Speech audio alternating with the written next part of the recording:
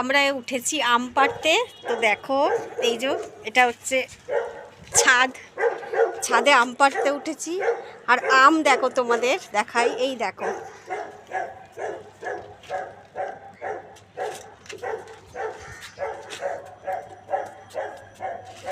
এই দেখো ছাদে কিভাবে রাখা আমগুলো গাছে। এখন পাড়া হচ্ছে, এই যে দূরের আমগুলো পাড়া হচ্ছে। দেখো ম্যাঙ্গো ক্যাচারটা তো দেখা, এই দেখো এটা হচ্ছে বের কর। এই দেখো